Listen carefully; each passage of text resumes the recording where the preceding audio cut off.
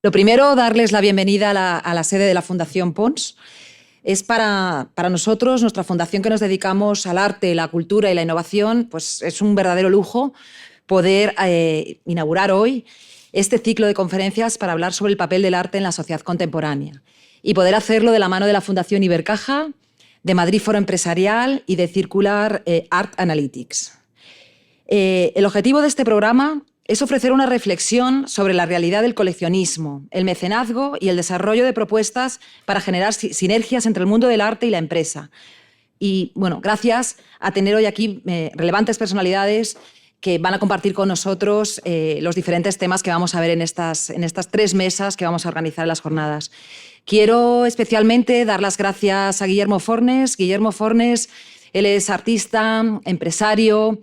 Él es colaborador y experto de arte de la Fundación Pons, ha sido colaborador también del Museo Guggenheim, tiene su estudio entre Madrid y Ibiza y bueno, él es una fortuna para la Fundación Pons haberle podido conocer y gracias a él pues hemos podido organizar estas mesas con estas personalidades tan relevantes.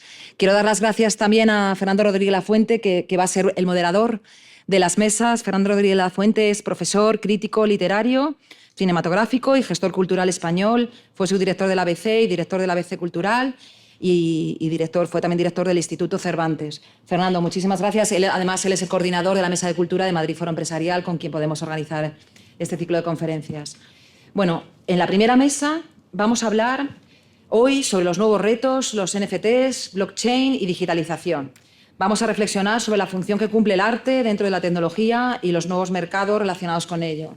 Yo creo que es un tema que estamos todos deseando escucharos.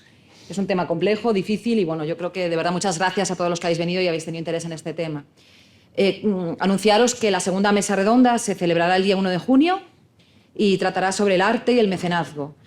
En esa mesa incidiremos sobre la labor de difusión cultural que ejercen los museos, las fundaciones, para mantener vivo el arte y acercarlo al público. Ahí examinaremos también la relación entre las colecciones y los proyectos públicos con los ciudadanos, así como su financiación en la actualidad. Y para finalizar, la última jornada, que será el 22 de junio, hablaremos sobre arte, historia y sociedad. Analizaremos en esta ocasión el papel del arte como reflejo del tiempo y de la historia que lo alumbra y su función como catalizador de ideas y herramientas de comunicación y difusión.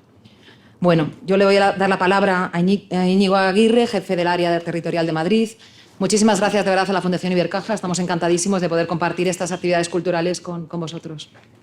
Sí, el gusto, desde luego, es mutuo. Muchas gracias, directora. Gracias también a todos ustedes pues por asistir y por participar en este ciclo.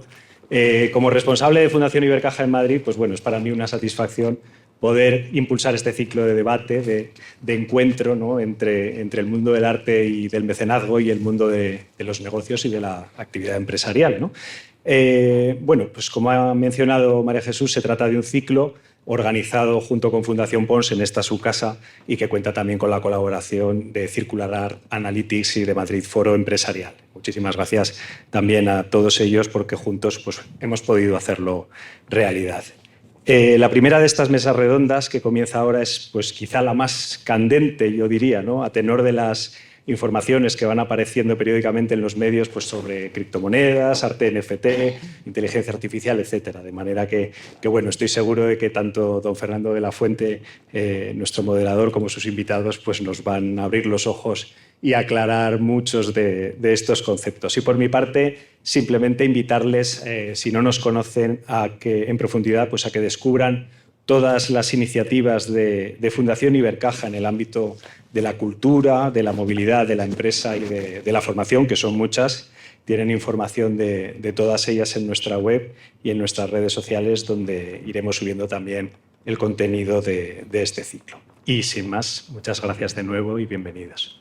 Pues buenas tardes y antes que nada muchísimas gracias por la descabellada invitación a moderar a alguien tan inmoderado como es uno, a la Fundación Pons, a Ibercaja.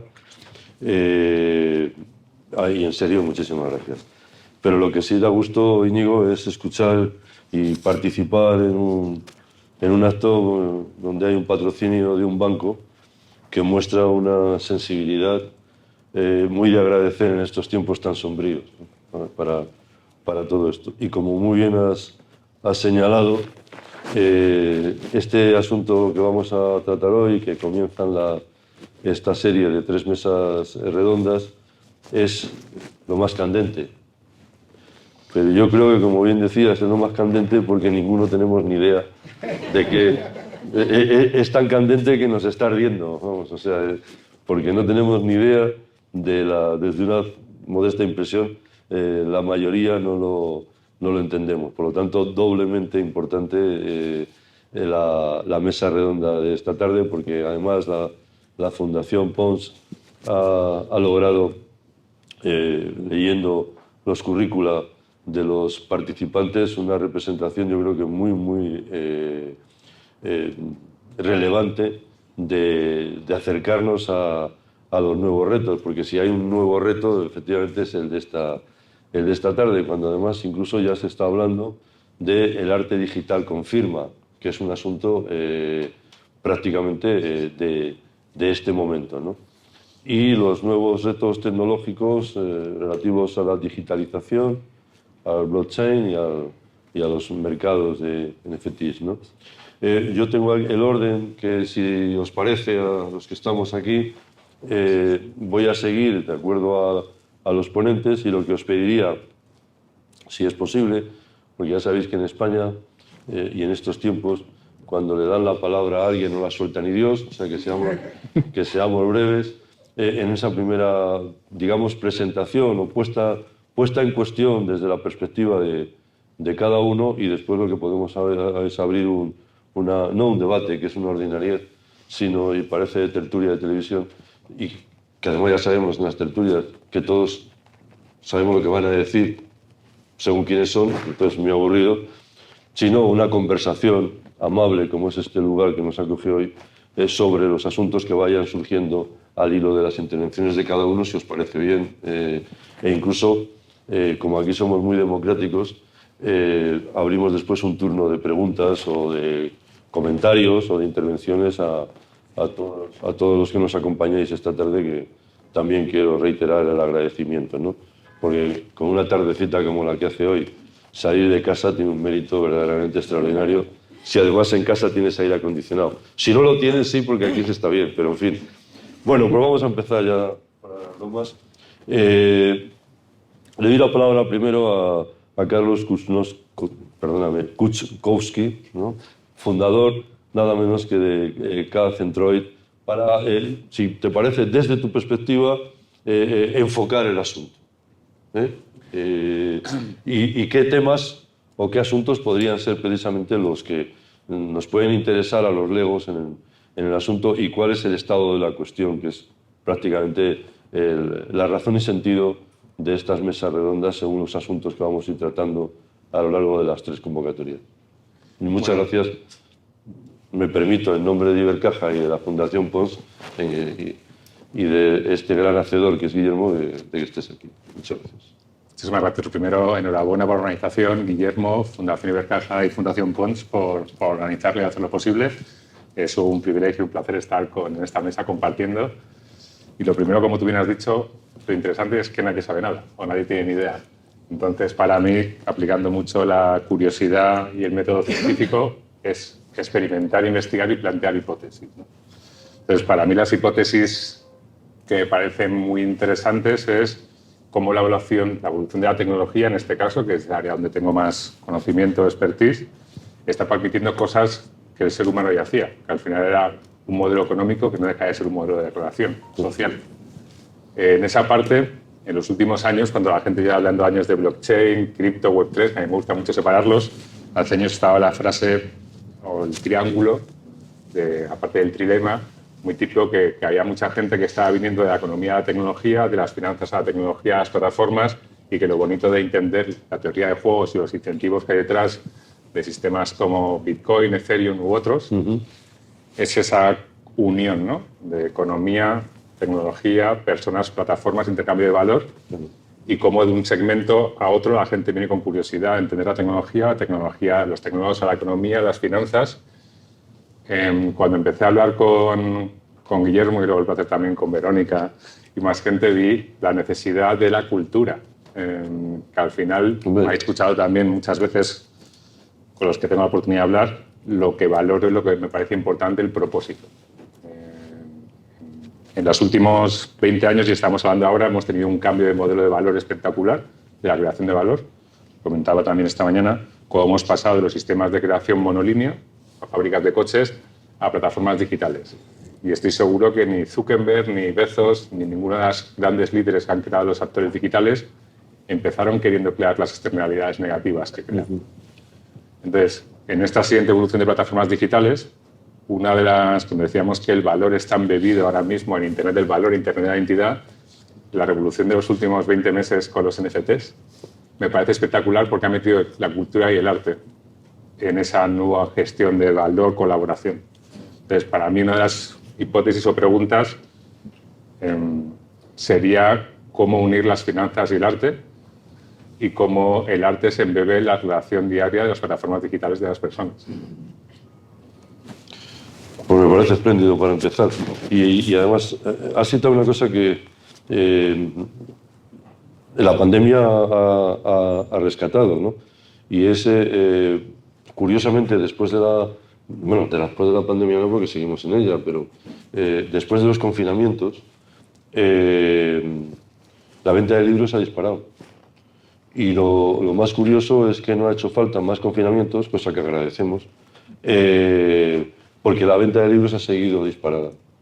Entonces, eso ha significado que elementos como el arte, la visita a los museos virtuales, por ejemplo, a lo largo del confinamiento, el cine, sin ninguna duda, las series de televisión, la música y los libros, adquirieron una dimensión que, gracias a las nuevas tecnologías, no habían adquirido hasta ese momento, como protagonistas de la vida cotidiana y de la vida más íntima de la gente, porque estábamos confinados.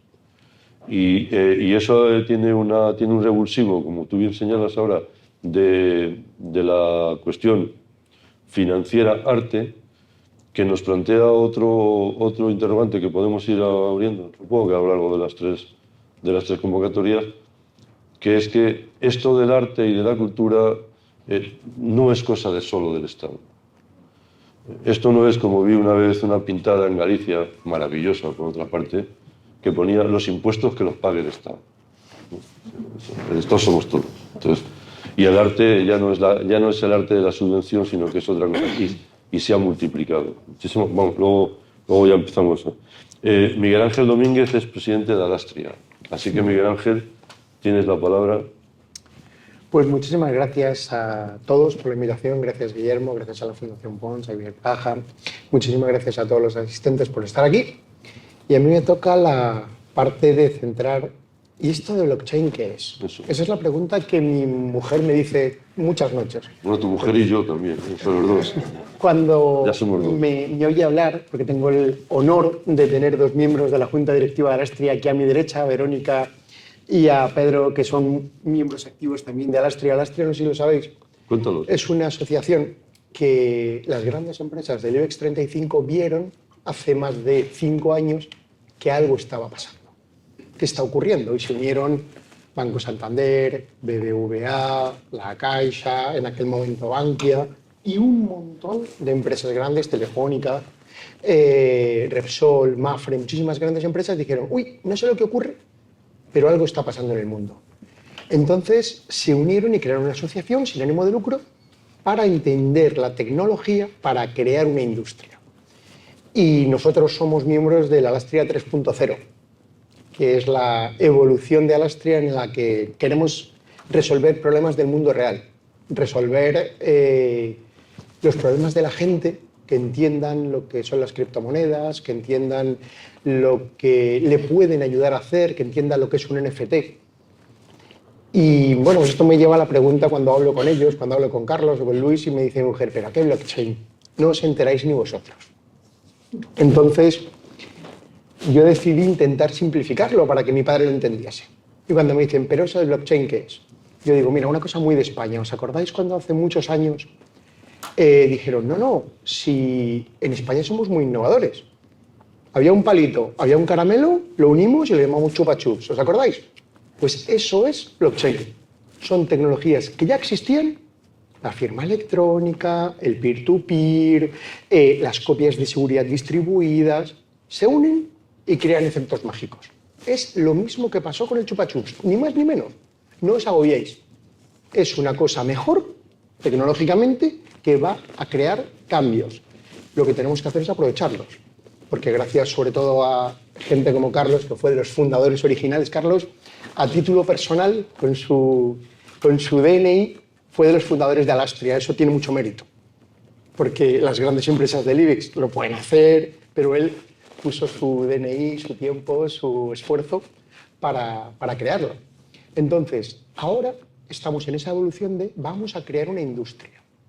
Vamos a hacer que España, por primera vez en la historia, lidere algo tecnológicamente hablando.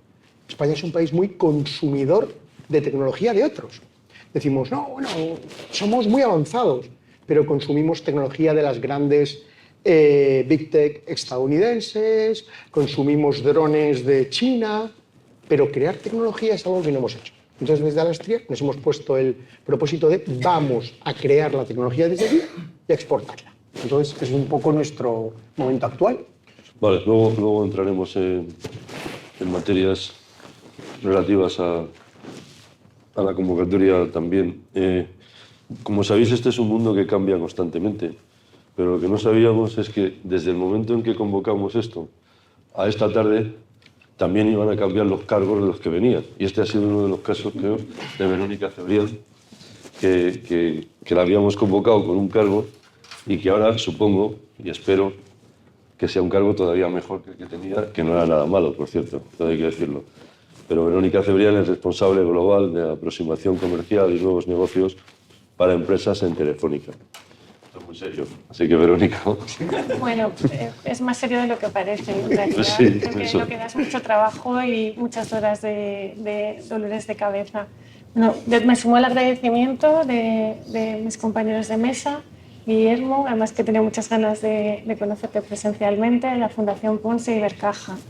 Y estamos viendo, en estas primeras introducciones, estamos viendo que se implementa la tecnología, ¿no? ¿Qué es un NFT? Si yo pregunto qué es un NFT, ¿me lo sabéis decir alguno? Perdona, ¿qué os tutee? ¿Alguien se atreve a decirme lo que es? ¿O a qué os suena?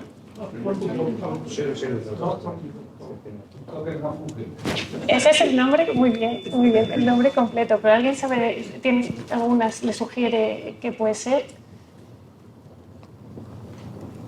Es una obra digital que tiene un certificado único, o sea, una unicidad, aunque no tenga soporte físico. Bueno, va por ahí, pero has hablado de obra y es un activo digital. Al final, para hacernos una idea, si lo voy a relacionar con el arte, me voy a salir un poco de la tecnología, dado que la mesa está orientada al arte y sus retos, aprovechando la tecnología. Si tenemos una obra física, por ejemplo, de Velázquez y una obra de Van Gogh, para hacernos esa idea, esas dos obras son únicas, ¿no? Tienen componentes que las hacen únicas, ¿verdad? Los NFTs son activos digitales que nacen en el entorno de lo que es el arte digital, que es diferente del arte físico. El arte digital trabajan con herramientas tecnológicas que tienen unos componentes, esas obras digitales, diferentes a los de las obras físicas. Si yo ahora viniera Velázquez y cogiera, por ejemplo, las Meninas y dijera, mira el Photoshop, qué alegría, voy a hacer, en vez de con pintura y materiales tradicionales, ese Photoshop, y hiciera esa imagen, las Meninas en digital, y las publicara en Internet, alguien podría coger esa copia y atribuírsela como suya. ¿Por qué? Porque es un JPG es reproducible, es imitable. ¿Qué es lo que hace la tecnología blockchain? Al final, esa obra digital, ese JPG, ese Photoshop que ha creado el artista, lo acuña, vamos a quedarnos con esta palabra, en esa red de blockchain, en esa cadena de bloques que estamos hablando, y lo que le otorga es una unicidad que solamente es esa obra la que ha emitido ese autor y una propiedad sobre la autoría de esa obra.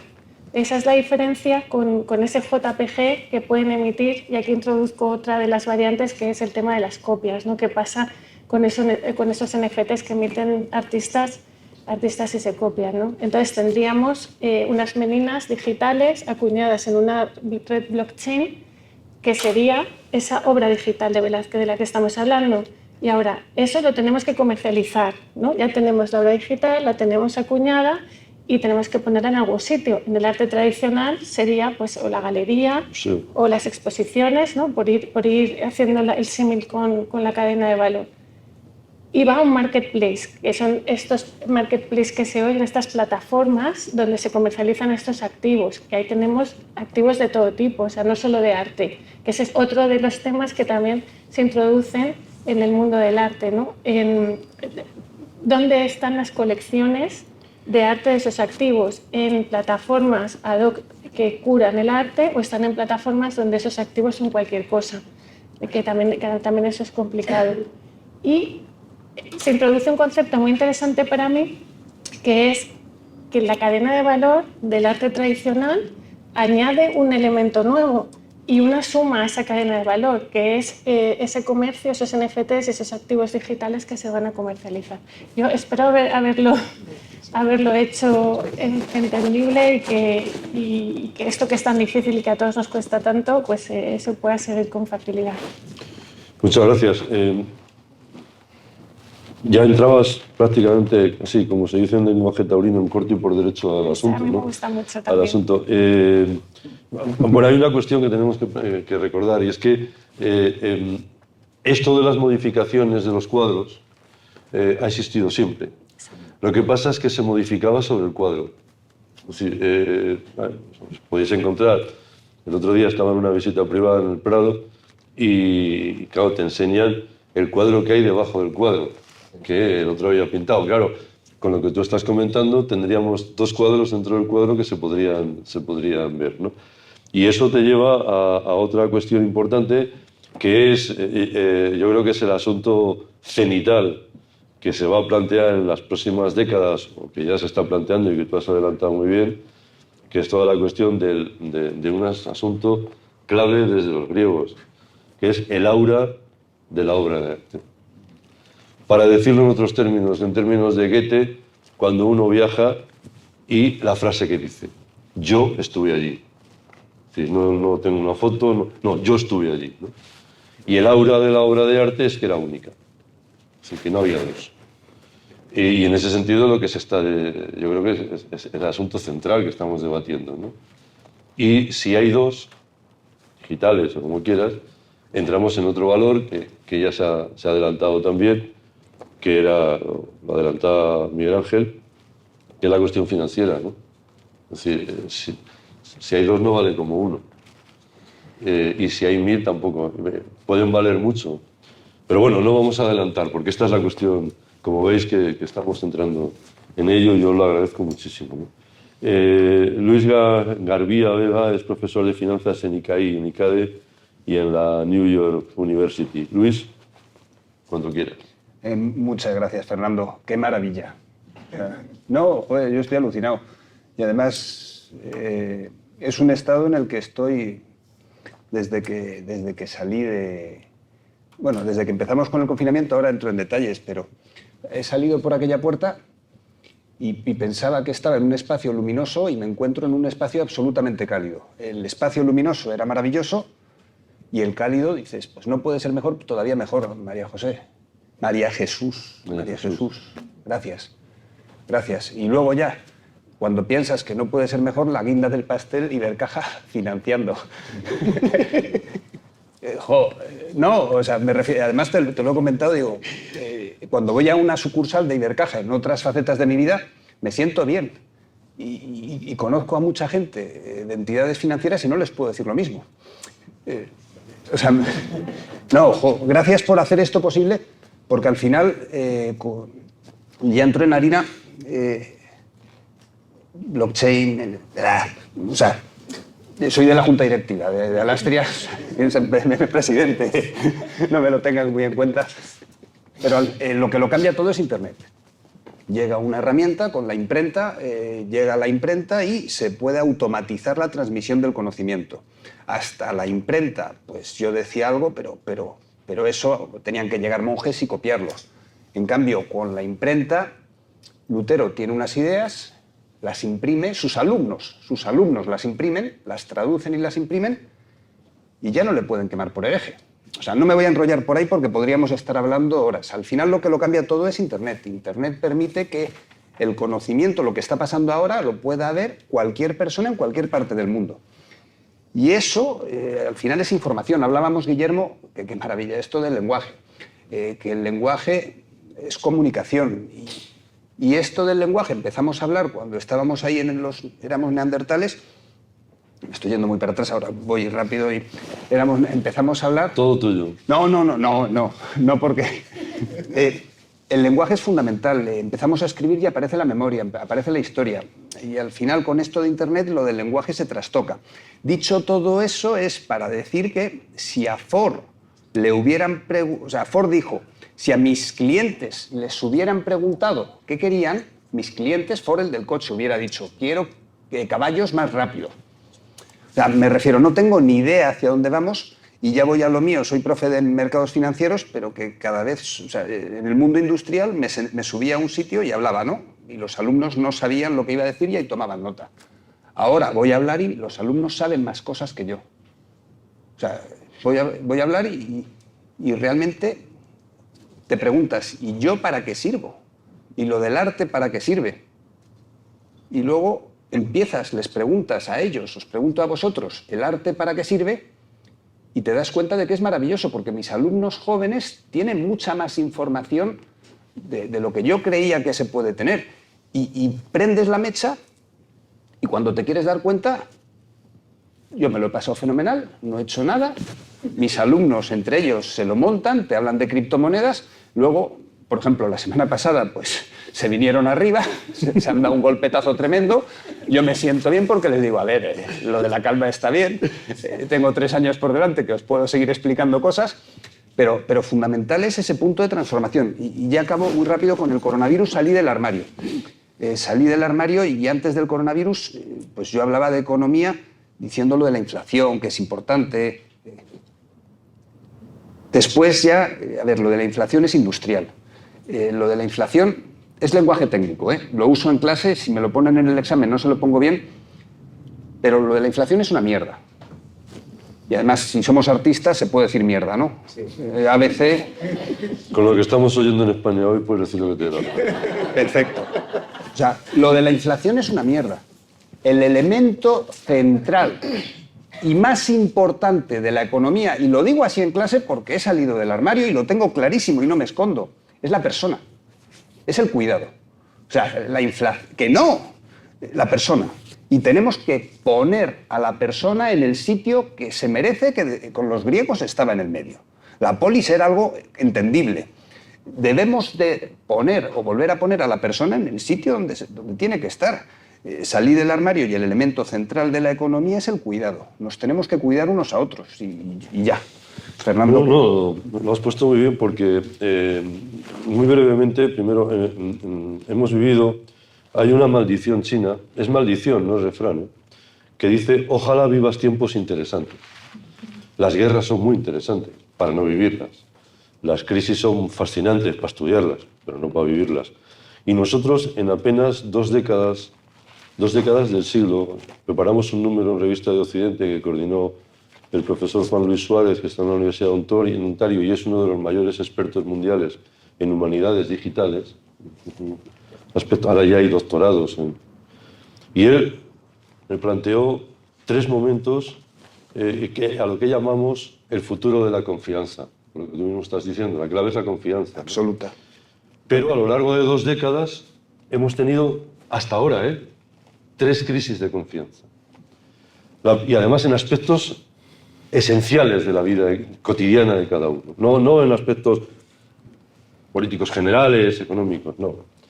La primera crisis, que empieza muy pronto, pues ya sabéis que se llamó que el siglo XX había sido el siglo más corto de la historia, porque empezaba inmediatamente después de la Primera Guerra Mundial, que fue la última guerra tradicional, digamos, de trincheras, y terminaba con la caída del muro. En 22 años que llevamos, la primera crisis es brutal, de confianza es en la seguridad, con los atentados en Nueva York, ¿no? Donde los que ya tenemos cierta edad, lamentablemente, habíamos viajado en los aviones, no lo voy a decir ya fumando, que me parece una extravagancia hoy, pero que viajábamos, salías de la cafetería y te metías en el avión tan tranquilo, ¿no? Y empezamos a ver todos los sistemas de seguridad, cómo te dejan en pelotas antes de entrar en el avión, o sea que llevar la ropa interior bien cuidada. Y esa es una crisis muy brutal, que la seguridad. Bueno, cuando estamos con Bin Laden desaparece, a pesar de los atentados de Madrid y de Londres, ¿no? Que son tremendos, ¿no? Pero eso va decayendo. Cuando está más o menos decayendo, tenemos la segunda crisis, que es la económica, financiera, 2008. Con lo cual da una falta de confianza en los sistemas financieros, ¿no? ¿Qué ha pasado? ¿Qué nos ha pasado? Y cuando estamos saliendo de la crisis de confianza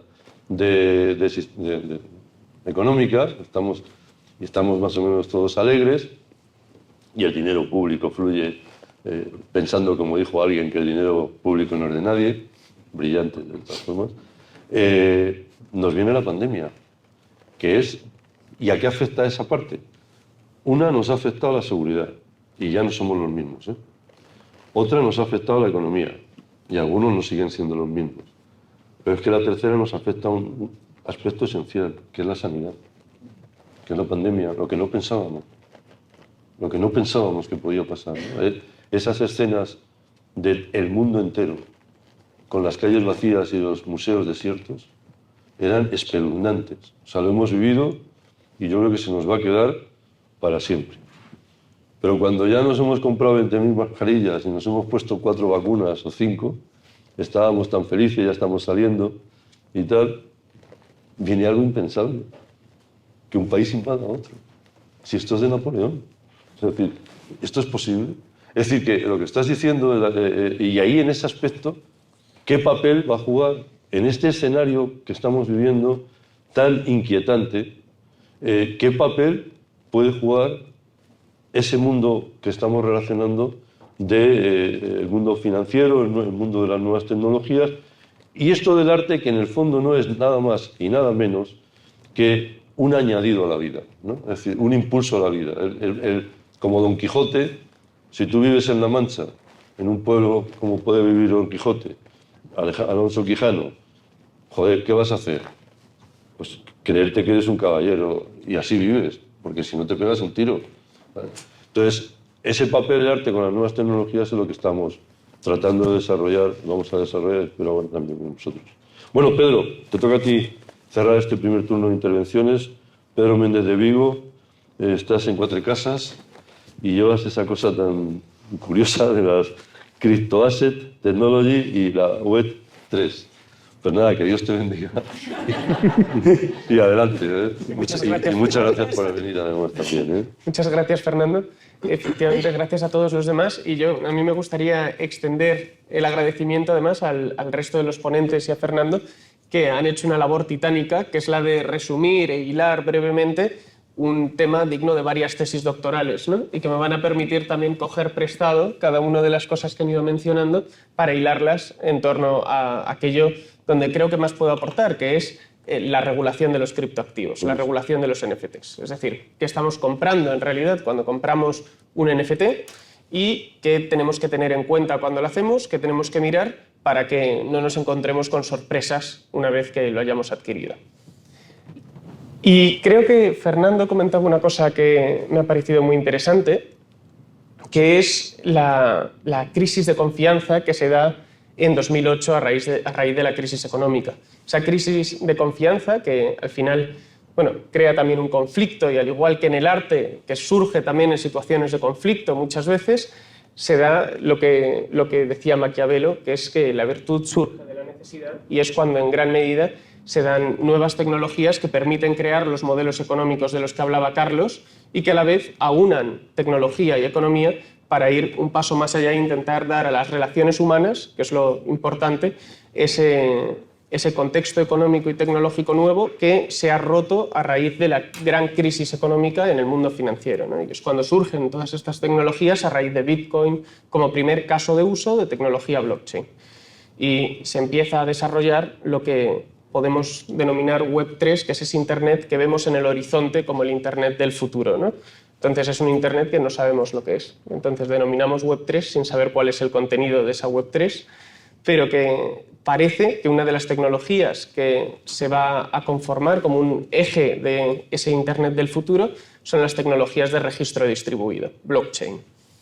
Y los NFTs son una vuelta de tuerca en las que, como Carlos mencionaba antes, que iban a permitir estas tecnologías transferir valor de forma digital, los NFTs nos permiten esto, creando además un estándar técnico único. Es decir, que en Internet, que es la regla del copia y pega como regla general y que conocemos todos, donde absolutamente todo es copiable y absolutamente todo es se puede reproducir de forma infinita, pues nos va a permitir, como decía Verónica, el tener un estándar técnico que identifique de forma única activos digitales, ¿no? Entonces, al final del día, el NFT no es más que un código que apunta a una obra subyacente y que nos permite decir, oye, esta obra tiene dentro del registro descentralizado en la que está una identificación diferente a la de cualquier otra. Por lo tanto, la obra la podremos seguir copiando y pegando infinitas veces, pero de todas esas réplicas que exista de la obra digital, en soporte digital siempre, habrá una que estará ligada al NFT de forma ineludible. Y esa ligazón la identifica en Internet de una forma que no están identificadas el resto de las reproducciones. Y eso le da un valor añadido, ¿no? Le da ese valor añadido de la escasez, sí, sí, de la unicidad. Y esto, jurídicamente, ¿por qué es importante diferenciar entre el NFT y la obra subyacente? Porque tenemos que tener muy claro dos cosas, que es que la adquisición del NFT no tiene por qué ir ligada a la adquisición del derecho de dominio, de la propiedad sobre la obra subyacente, y que cuando va ligada tampoco significa que va ligada a la adquisición de los derechos de explotación sobre la obra. Entonces, esto muchas veces cuando adquirimos obras que están en un soporte analógico, un cuadro de Picasso, nos importa menos porque la ley nos va a permitir, en cierta medida, hacer un disfrute natural de esa obra sin la necesidad de utilizar derechos de explotación. Sin embargo, cuando adquirimos una obra en soporte digital, un NFT, hoy en día el uso más habitual, el disfrute más natural que se le está dando es ponerlo como foto de perfil en Twitter, por ejemplo. Y ese uso supone el ejercicio de un derecho de explotación sobre la obra, que es el derecho de comunicación al público. Entonces, si no nos lo han cedido previamente, en principio estamos en las manos del autor, que en cualquier momento puede alejar o retirar el disfrute que nosotros estamos haciendo de la obra, comunicando al público a través de nuestro perfil de Twitter, ¿no? Entonces, esta es una de las cuestiones que es muy importante tener en cuenta. ¿Qué derechos se ceden? Y si se adquiere, además del NFT, también la obra. Y la segunda cuestión, ya para terminar, es dónde se almacena la obra. Porque, como hemos visto, son cosas diferentes el NFT y la obra. El NFT va a estar en un registro distribuido que no se puede modificar, pero la obra normalmente la vamos a encontrar enlazada al NFT. Y en sí va a estar en una base de datos normalmente centralizada, en Amazon Web Services o en una cosa que se llama IPFS, que es una base de datos distribuida. Algo parecido en Mule, para los que se hayan descargado películas de forma ilegal. Pues la gracia, bueno, o lo que hay que tener en cuenta sobre todo, es que se tienen las garantías suficientes sobre el acceso a la obra en todo momento. Porque la adquisición del NFT no va a suponer que nosotros vayamos a poder acceder a la obra a través de ese enlace en todo momento. Y tenemos que pactar con la otra parte que eso sea así. Uno se pensará que los marketplaces, OpenSea o Rarible o cualquier otro, donde se comercializan los NFTs y las obras subyacentes, van a regular este tipo de cuestiones. Y la verdad es que no hay nada más lejos de la realidad a día de hoy. Ellos lo que hacen es lavarse las manos y decirnos, oye, esto es una relación entre partes en las que yo no me voy a meter y no voy a regular nada. Por lo tanto, lo que no regulemos con el vendedor del NFT no va a estar regulado. Bastante cómoda la situación, ¿no? ¿No? Sí, yo creo que tenemos que tener en cuenta también algo que comentaba Carlos, que comentaba también Miguel Ángel, y es que estamos en un momento muy incipiente de la tecnología. Estamos, exacto. El equivalente de los años 90, ¿no?, en Internet. No, y estamos viviendo un tiempo, yo a los alumnos les suelo contar que no estamos viviendo una revolución, sino que estamos viviendo una mutación, que es distinto, ¿no? Y que, como pasó a principios del siglo XX, todo lo que va a pasar en el siglo pasa en las 2 primeras décadas, o 3, ¿no? Los grandes descubrimientos que iban a cambiar la vida de la gente en el siglo XX, y pondré 3 ejemplos rapidísimos, se producen en las primeras décadas del siglo, ¿no? El avión, el aeroplano que va a romper el tiempo y el espacio, el automóvil, habéis citado a Ford, y el Ford T, que hace millones de coches para millones de personas, y, por supuesto, la radio y el cine, ¿no? El cine, que la gente va a ir al cine a aprender a besarse, ¿no? Y claro, es algo fascinante, ¿no? Porque no se ha visto nunca. Eso es impresionante, ¿eh? Que en 1895, en un café de París, empiece por primera vez en la historia de la humanidad, ¿no?, un poco como ahora Internet y el móvil y todo lo demás, imágenes en movimiento, no se habían visto. Entonces la gente se queda un poco fascinada, ¿no? Entonces estamos viviendo esa mutación, pero os iba a plantear también una cuestión. El bienestar y el progreso de las sociedades y de la cultura ha estado siempre basado, a lo mejor ahora no, y eso vosotros estáis más al tanto, ha estado basado en el filtro.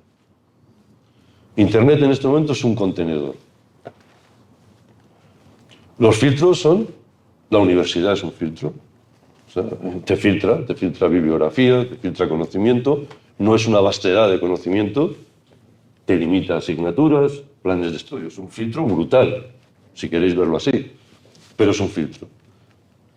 ¿Dónde está el filtro ahora? Esa es una pregunta. Yo creo que el filtro va a aparecer, porque llevamos 2000 años de historia y no va a desaparecer ahora. Es decir, que aparecerá. Probablemente, a lo mejor gente como yo no lo vemos, pero aparecerá, no lo ve. Y después se va a producir una paradoja.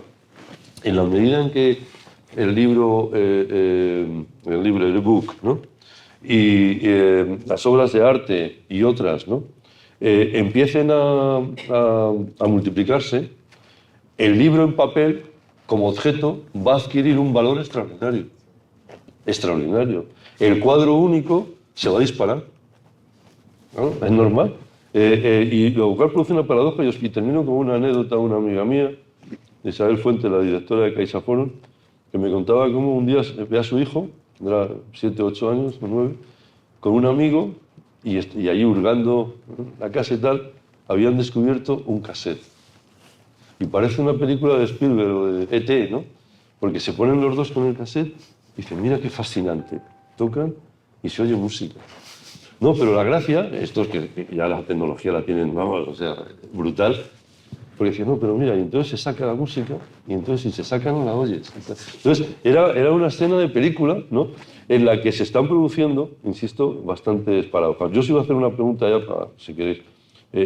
Desde la perspectiva de cada uno, que es un poco lo que nos convoca aquí hoy, ¿qué puede hacer desde no la empresa, sino como la visión que cada uno podéis tener, empezando por Carlos, referido al arte, porque esa mutación se está produciendo y la habéis explicado extraordinariamente bien.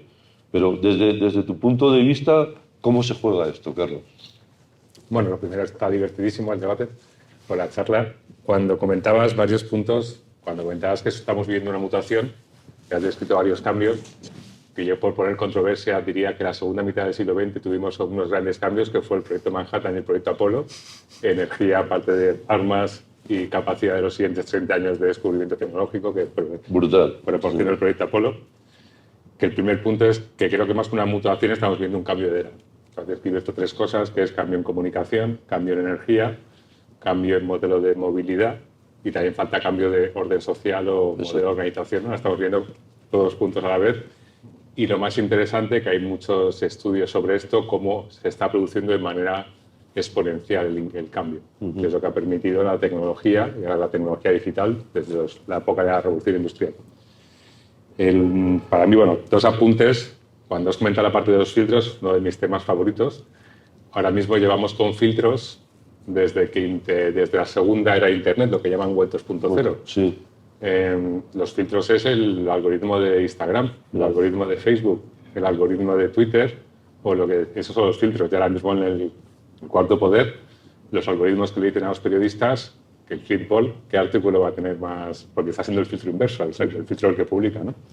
Y la alusión de ese Web3, que no sabemos a dónde es, pero tiene esa misión, es queremos que los filtros sean abiertos y queremos que los filtros sean honestos y que me ayuden pero no me manipulen, ¿no? Exacto. Entonces, lo complicado es definir ayuda y no manipulación.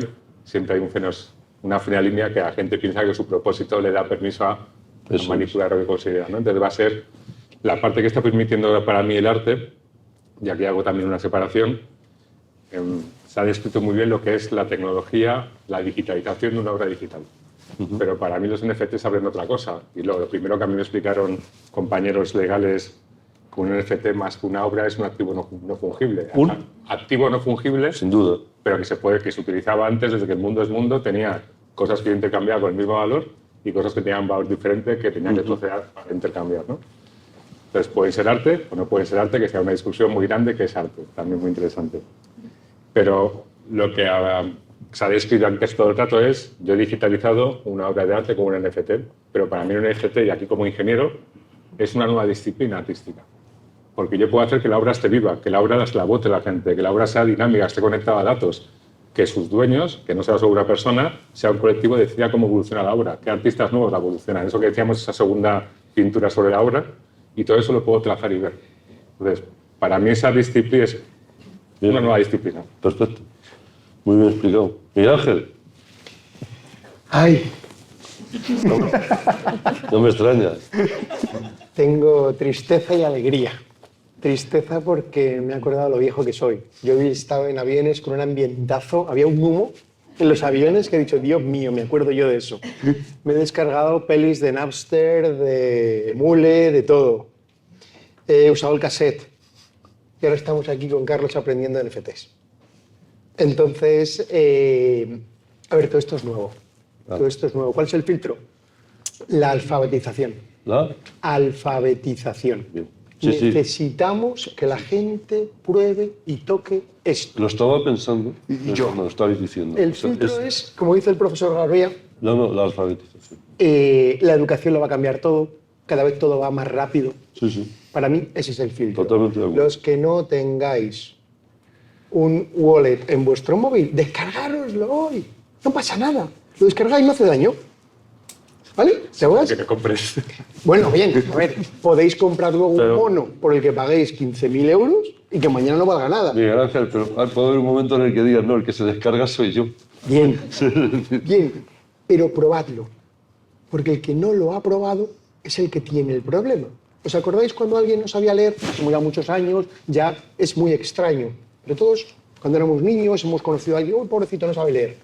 Bueno, pues el filtro ahora es, probemos la tecnología, no hace daño. ¿Vale? No os gastéis mucho dinero en los NFTs. Pero excepto eso, filtro sin filtros. Está claro. Me lo estoy pasando como un enano. Y vamos por partes porque además es una gozada. Vas pensando cosas, te las van pisando y vas construyendo sobre eso, que es parte de lo que tenemos que hacer entre todos. O sea, me refiero, todo esto y la variable temporal es fundamental. Vuelvo a mi imprenta. Entre la imprenta y que se imprime el primer billete, la imprenta 1456, primer billete 1661, el banco sueco, que a los 2 años de haber impreso ese primer billete lo quebraron. O sea, esto que estamos viviendo ahora no es algo nuevo. Pasan, entre la imprenta y el primer billete, 1600, 1400, pasan 200 años. 200 años. Entre que aparece Internet, 90, y el Bitcoin 2008 o el euro digital 2020 el chino, 2025 en Europa, pasan 30 años. O sea, un cambio al que vivimos desde la imprenta a los billetes y todo lo que viene detrás, que fueron 300 años. O sea, pensemos que cuando no había tren, había un señor que no conocía el tren, aparece el tren, pues este señor va creciendo, aparece el tren a Mataró, él ya es mayor y ese señor le cuenta a sus nietos. Cuando yo era joven no había trenes y sus nietos pues puede que ya hagan algún trayecto en tren. Es que cuando yo era joven no había trenes. Es que eso, todo ese cambio, condensado y en pequeñito, lo hemos vivido en 30 años. Es que es salvaje. Es que en 30 años ha habido gente, que esto es más salvaje todavía, porque cuando no llega el tren a un pueblo, ese pueblo no está industrializado. O sea, hay gente que en los años 50 ha nacido en pueblos feudales con base agrícola, o sea, nacían en un pueblo con el ganado, o sea, mi suegro, bueno, mi suegro no lo voy a sacar porque ya sería abrirlo mucho, pero hay gente que ha nacido en pueblos de base agraria, viene a la ciudad en Madrid, llega a un mundo industrial, descubre un nuevo mundo y de repente, cuando tienen los 30 o 40, empiezan a cambiar las cosas y cuando se va a jubilar, se jubila en un mundo digital. Es que ha vivido no un cambio de era, sino 2 cambios de era. Es que si no llega a un sitio el tren, no hay industria. Es que si no llega a un sitio Internet, estás fuera. Y voy a los filtros que además, educación. ¿Y quién educa? Educamos los padres y las madres, sin duda. Educación, que es alfabetización, que es acceso al conocimiento, y sobre lo que has construido, ética. ¿Qué es ética? Y esto es fundamental. No voy a abrir el melón de la ética, bueno, sí, pero al final, ¿qué es ética? No dejar de pensar, no dejar de estar vivo. O sea, no dejar que la moda, que Instagram piense por nosotros, no dejar que la ley, que me encanta cómo hablas, Pedro, y además, pero que la ley, que está muy bien cumplir con la ley, pero no es suficiente. O sea, puede ser un desgraciado cumpliendo con la ley y no todo el que incumple con la ley. O sea, el algoritmo, que no nos gobierne el algoritmo.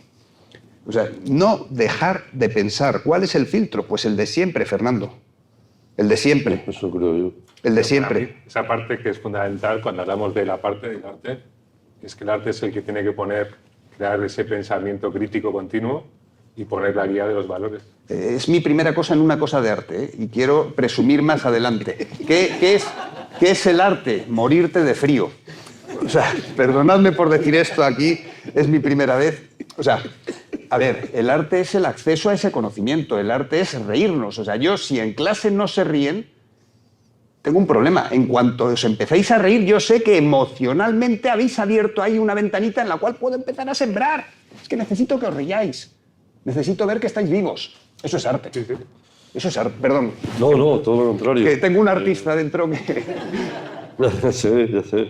No, mira, en el número de este mes que os recomiendo, permitidme que venga a hablar de mi libro, de Revista Occidente, publicamos a uno de los filósofos, una entrevista con uno de los filósofos joven más interesante de estos tiempos, alemán, se llama Marcus Gabriel, y él tiene un libro recién publicado, yo he escrito sobre él, que se llama Ética para tiempos oscuros, ¿no? Y está planteando esta clave que es lo que está en el fondo. Pero ¿por qué ser pesimista? No, él no es pesimista, es todo lo contrario. Ética para tiempos oscuros, ética para el mejor de los momentos. Vuelvo a los chinos, que pero para el chino salvarlo, confunde crisis y oportunidad. Y él plantea que hay unos universales éticos en todas las culturas. Sí. Que hay unos universales éticos, que eso es lo que te plantean y que eso es lo que hay que recuperar. No, pero estaba planteando en el curso de la conversación un filósofo alemán, italiano, Paolo Fabri, que decía una cosa, y lo recuerdo también a mis alumnos, ¿no? Es muy difícil ser contemporáneos de nuestro presente. No todos somos contemporáneos de nuestro presente. Y ahí está la clave, ¿no? Es decir, en este momento esa cuestión de es que usted, profesor, es un viejuno, significa que hay unas conexiones con el presente más activo, y si vale la broma, más presente que en otros tiempos, ¿no? O sea, cada uno tiene una configuración del presente que puede estar más cercana a lo que está ocurriendo o más alejada de lo que está ocurriendo, voluntaria o involuntariamente, ¿no? Y por eso es muy difícil ser contemporáneo de nuestro presente, porque cada uno estamos viviendo un presente y se acerca a ese... Yo creo que, fíjate, todo lo que estáis comentando hoy está muy pegado al presente que algunos están viviendo, y me da la impresión que vosotros también. Entre otras, Verónica, adelante. Sí, la verdad es que ya han salido todos los temas que, como decía Luis, estás pensando qué vas a decir y te van todos sacando la siguiente exposición.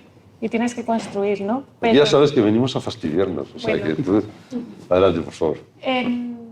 Es que están saliendo temas de verdad muy interesantes, ¿no? El tema de la estructura social, cómo se construye la estructura social en el momento en el que estamos. Estamos hablando del metaverso, que miramos, estoy introduciendo un concepto nuevo relacionado con los NFTs, pero estamos viendo noticias de metaverso todos los días, de realidades extendidas, de vidas paralelas, de universos nuevos para crear, ¿no? Experiencias nuevas para vivir que van a venir. Y el tema de construir la estructura social, de cómo se quiere vivir en esa sociedad,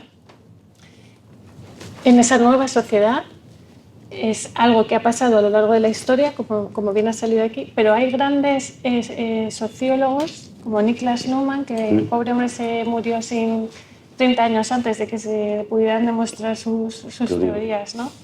que aplican a ese concepto universal de la experiencia, en estas estructuras sociales, la experiencia que quiera vivir cada individuo en ella tiene que ser única y no la misma que todos los seres humanos que están participando de la experiencia, ¿no? Como puede ser un videojuego, ¿no? Y hay otro concepto, bueno, muchos conceptos, la verdad, pero otro de los temas clave para mí, que comentaba además Miguel Ángel, es la divulgación. Una cosa es probar, trastear, pelearse con la tecnología, con el wallet, que es el monedero donde en vez de ir a la galería a verlo, ves el NFT, ¿no?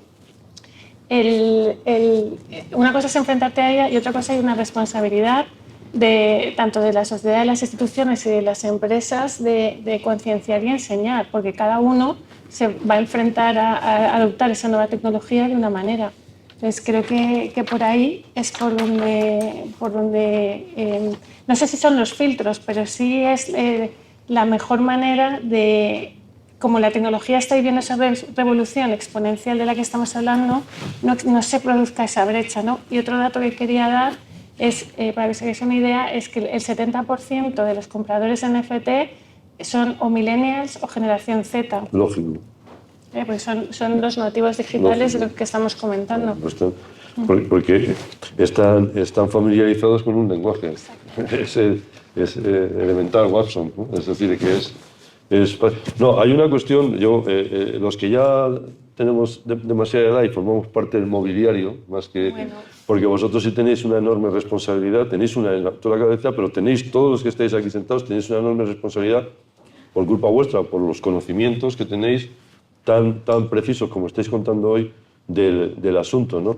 Pero recordar que cuando se produce ese terrible accidente en Barajas, del vuelo que iba a Canarias, si recordáis hace unos años, en medio de un ambiente absolutamente caótico, las sirenas, los bomberos, la gente gritando, los heridos y tal, hay un niño que está llorando, que tal, y el padre le ve, le coge en brazos, se lo lleva, y el niño le hace una pregunta espeluznante, ¿no? Oye, papá, ¿cuándo termina la película?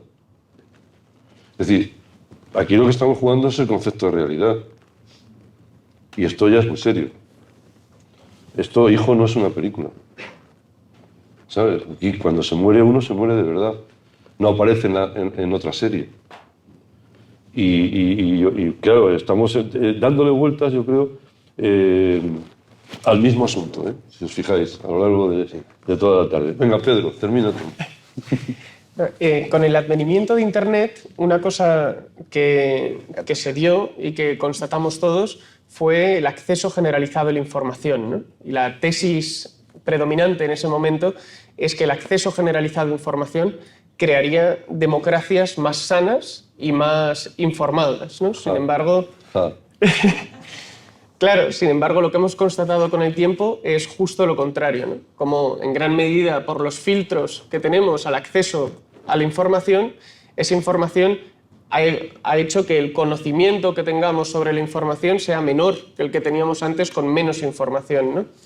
Y yo creo que aquí el papel de los filtros es muy importante y es justo donde entran las tecnologías de registro distribuido que van a permitir, en cierta medida, una mayor transparencia de esos filtros, una mayor transparencia generalizada, para que todos podamos ver, oye, cómo se crean, ¿no? Y creo que esos filtros que ahora nos plantean un problema adicional, ¿no? Que dejaría fuera de combate a Hegel, que esperaba siempre que la persona fuera capaz de reflexionar sobre el mismo antes de reflexionar sobre el mundo, y ahora, sin embargo, esos filtros nos dan el mundo antes de que seamos capaces de pensar sobre ellos, ¿no?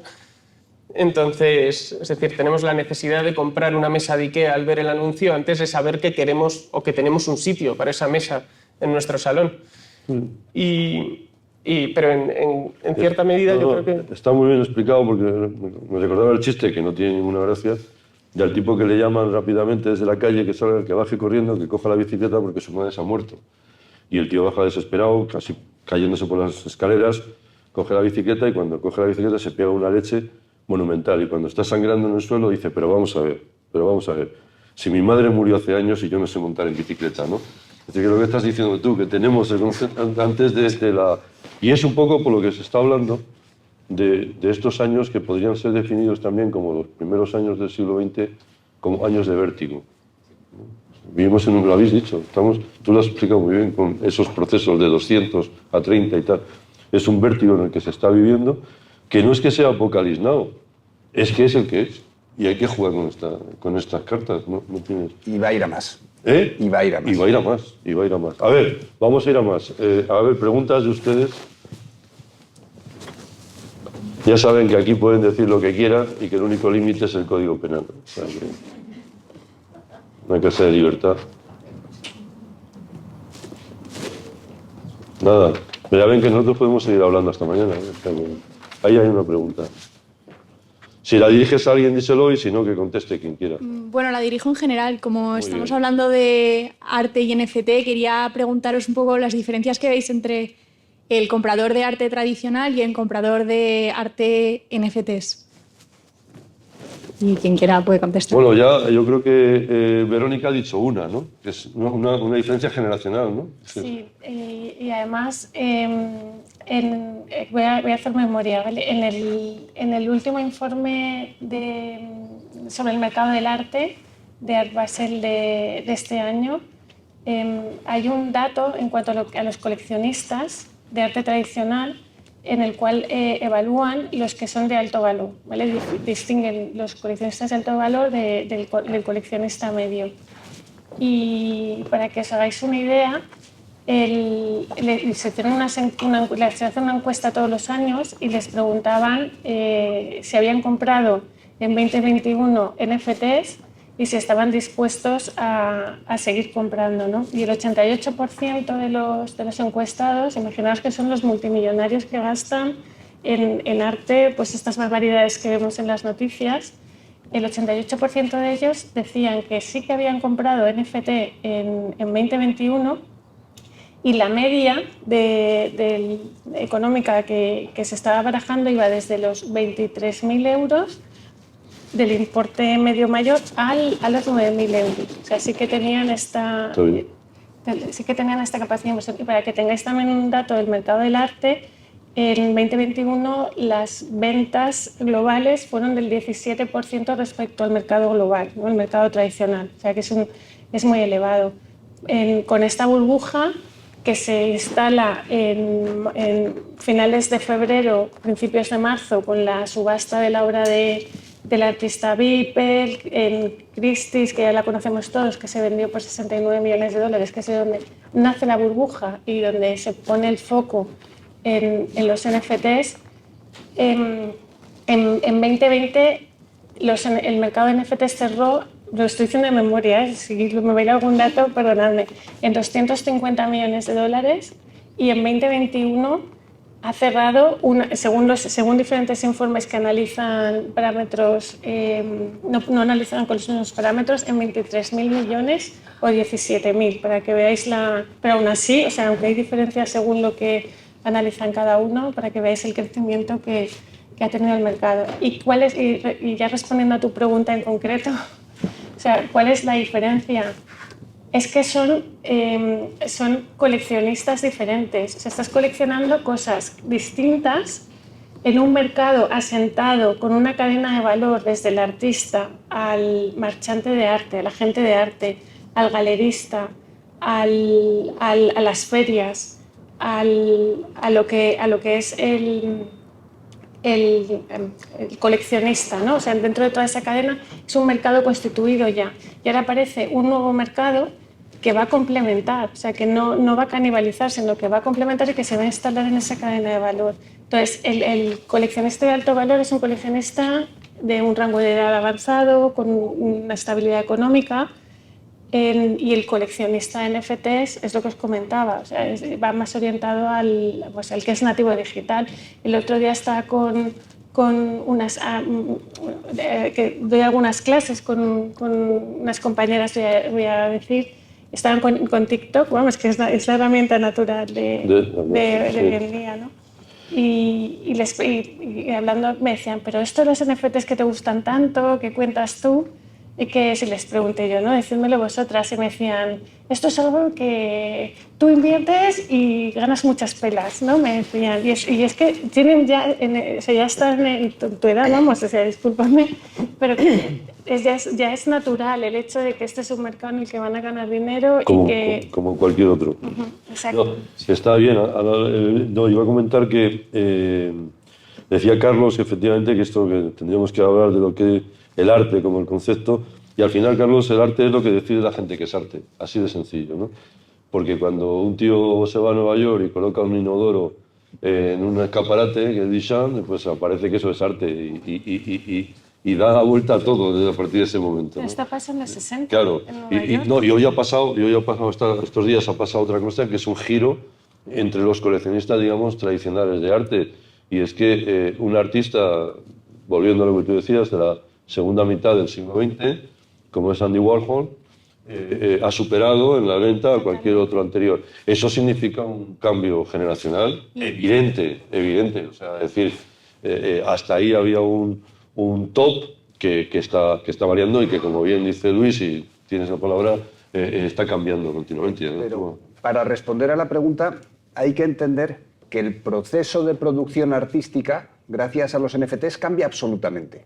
O sea, en el mundo industrial alguien pintaba un cuadro, luego se subastaba y tu relación con el artista era en esa subasta.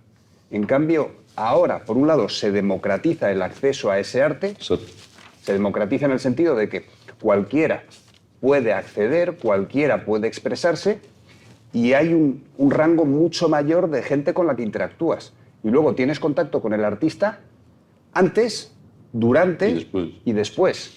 Y la obra, o sea, tú puedes subastar, tú puedes vender, tú puedes ofrecer como NFTs personajes en un libro. En el mundo industrial había 6 tipos de arte y a esos 6 tipos de arte se le suma el 7º arte. O sea, la danza, la pintura, vosotros lo sabéis mejor que yo. En el mundo digital hay 28 tipos de arte y además se pueden mezclar unos con otros. Está el vídeo, está en el metaverso lo que puedas hacer. Todo eso se mezcla, pero además con un elemento fundamental, y vuelvo a donde estábamos antes, que es la comunicación constante con el artista. Es que yo le puedo conocer y puedo... A ver, es que a mí me gusta. No le tiene que gustar a mucha más gente. Y si a mí me gusta, interactúo, y en esa interacción, si yo quiero que el artista produzca, pago. Y eso es para el próximo día, pero es micromecenazgo.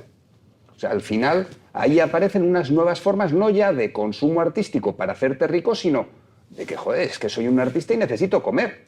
Y porque al final hay que distinguir, y voy a lo mío, entre mercado primario y mercado secundario. Mercado primario en finanzas es cuando tú pagas la emisión de acciones a la empresa. En cambio, mercado secundario ya es cuando va de mano en mano como la falsa moneda. En este sentido, la relación que hay con el artista hace que el mercado primario se abra hasta límites insospechados. Prácticamente hasta que aparece el copyright, que me parece muy tarde. Esto de la piratería, no penséis, al pobre Cervantes le piratearon el Quijote 24 horas después de publicarse en Madrid, en inglés, en italiano, en alemán y en francés. O sea, y no podía controlar, imaginaros, ¿no? O sea, es algo reciente el copyright, y eso además significa que hasta prácticamente el siglo XVIII los artistas tienen que vivir, querido Luis, del micromecenazgo. Es curiosísimo. Es decir, Casanova puede escribir las memorias porque en Praga le nombran al bibliotecario y con eso Mozart o Bach tienen digamos, si me permiten, un patrocinio que no era de un banco, sino que en todos los bancos se llamaban aristócratas, después ya se les fue la mano, y lo pagaban. Y entonces es curioso, que ahora tú lo has presentado muy bien, esta cuestión. Pedro quería decir algo y yo creo que la paciencia de los españoles aquí presentes tiene un límite y ya cerramos con ello. Adelante, Pedro. Tres cuestiones muy rápidas tres datos muy rápidos en cuanto a la pregunta planteada. La primera está relacionada con lo que han comentado Luis y Carlos y creo que es fundamental, que es la comunidad. Es decir, los artes a través de NFTs tienen una relación con el autor, con el artista, enorme, que crea comunidad y hace que hasta la propia obra puede evolucionar en torno a las decisiones que tome también la comunidad que hay en torno al artista.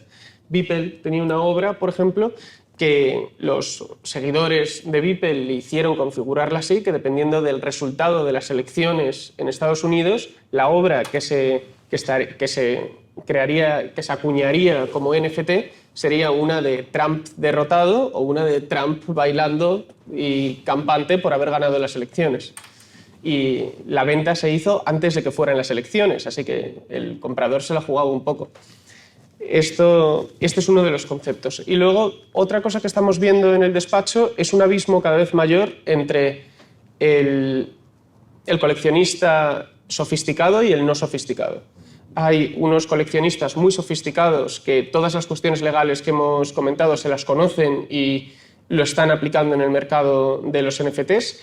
Y también hay un segundo tipo de coleccionista muy sofisticado que son los fondos de inversión, porque ahora todos los datos del mercado de arte de NFT son públicos. Es decir, a diferencia del mundo del arte tradicional, que es un poco más opaco con los datos, el mercado del arte en NFTs está todo en un registro distribuido que es público y es accesible a todo el mundo. Por lo tanto, se hace un análisis de datos brutal que permite a los fondos realizar unas inversiones, donde tienen un mayor control. Perdona, Pedro, el apunte, y líquido. Y sí, más efectivamente. Al estilo de Bauman, ¿no? La sociedad líquida. Exacto. Bueno, pues, como decía la vieja canción de Radio Futura, el futuro ya está aquí, está en la Fundación Pons, está con estos señores que además son el presente y contemporáneos de su presente, fundamentalmente. ¿Por qué está aquí? Porque efectivamente, primero, yo por ejemplo, tengo cerca de unos 30.000 libros, ¿no? Y ya es imposible. Primero, porque no tengo tanto dinero como para tener un palacio y guardar todos los libros. ¿Qué está ocurriendo? Que efectivamente el futuro va a ser, las casas serán cada vez más pequeñas a veces, y la gente los libros los tendrá en iPad o donde sea, ¿no? Y lo mismo con las colecciones de arte, con lo cual es evidente que todo lo que habéis planteado, lo que estamos es anunciando, si no lo que ya está, desde luego lo que viene. Lo que viene es el próximo día, el 1 de junio, Arte y Mecenazgo, que son las colecciones y proyectos públicos y privados, y la enorme responsabilidad de las grandes empresas, por ejemplo el IBEX 35, querido, que a ver si se pueden estirar un poquito más, y además de pagar la liga a Tebas, que no está mal, y de las carreras de Fórmula 1, entre otras cosas, pues existen también otras cosas y que bien necesitadas a veces están, pero como estábamos hablando hoy. Bueno, les esperamos el próximo día 1 aquí a las 7 de la tarde. Muchas gracias a todos.